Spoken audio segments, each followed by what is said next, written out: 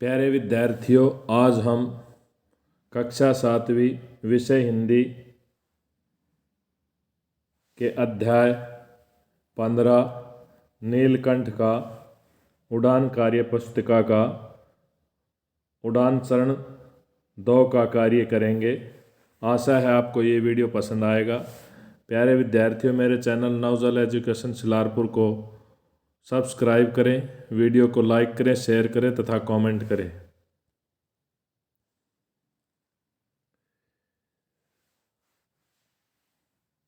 पाठ 15 नीलकंठ।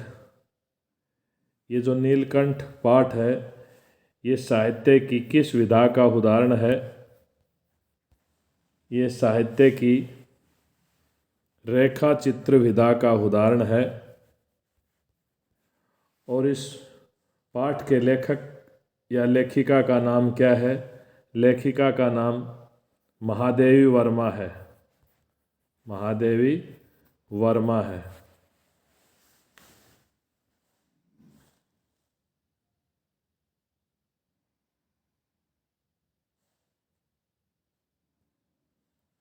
अब फिर प्रश्न आता है, रेखा चित्र क्या होता है?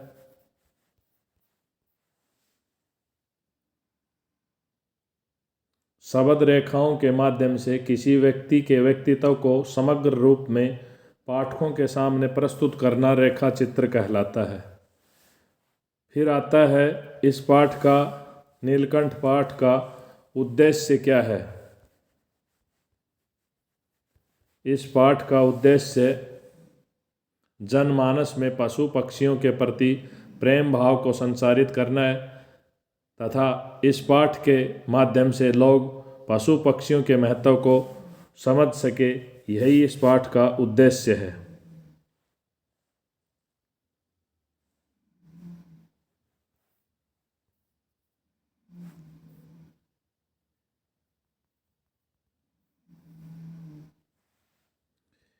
ये जो गद्यांश है, इस गद्यांश को पढ़कर हमें प्रश्नों के उत्तर देने हैं। ये शिमला जो हिमाचल की राजधानी है उसका नज़ारा है और उसका जो रिज रोड है उसका दृश्य है।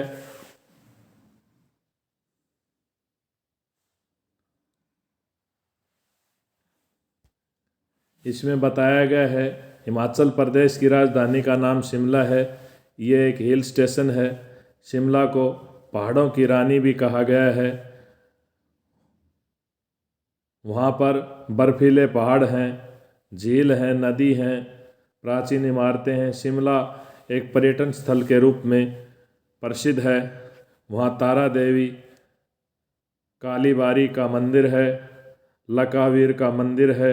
शिमला एक प्रसिद्ध पर्यटन स्थल के रूप में देखा जाता है। ये चारों ओर हरियाली से ढका हुआ है और ये सुंदर है। अब इसी गद्यांश के आधार पर हमें प्रश्नों के उत्तर देने हैं। पहला प्रश्न बनता है, शिमला को किसकी रानी कहा जाता है? शिमला को पहाड़ों की रानी कहा जाता है।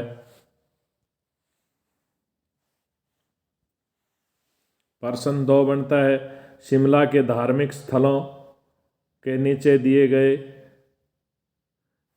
नाम नीचे दिए गए हैं, उन में से जो गलत है उस पर निशान गोल धारा या अनसर्कल करना है।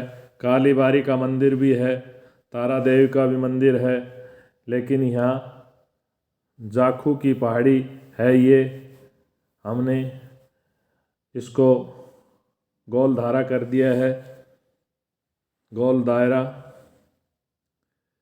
ये गलत है।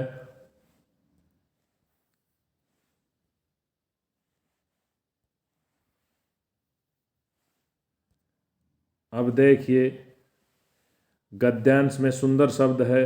सुंदर शब्द से सुंदरता भाववाचक संज्ञा बनी है। ऐसे ही अमर शब्द की भाववाचक संज्ञा अमरता होगी। कुशल शब्द की भाववाचक संज्ञा कुशलता होगी। अनुकूल शब्द की भाववाचक संज्ञा अनुकूलता होगी। दुष्ट शब्द की भाववाचक संज्ञा दुष्टता होगी। अब ये प्रश्न आता है, भाववाचक संज्ञा क्या होती है? ये एक संज्ञा का भेद है जिससे गुण, दोष, भाव, दशा, अवस्था आदि का बोध हो उसे भाववाचक संज्ञा कहते हैं।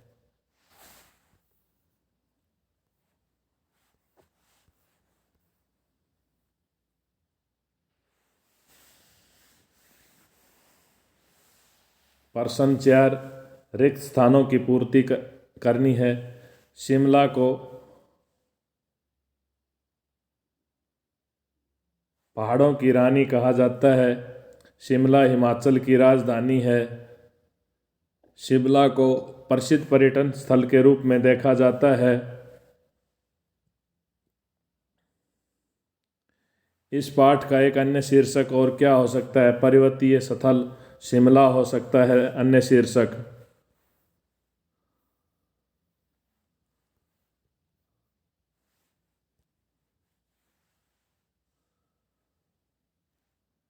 अपनी कल्पना के आधार पर किसी पहाड़ी क्षेत्र का वर्णन कीजिए।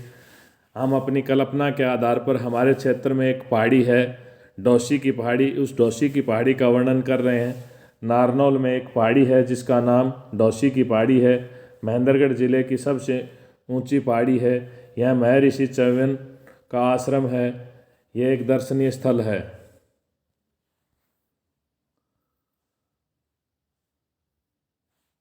अब प्रश्न 7 है, यहाँ उचित मिलान करना है। ताजमहल आगरा में है और आगरा उत्तर प्रदेश का एक शहर है। फिर है आमेर का किला जयपुर में है, लाल किला दिल्ली में है।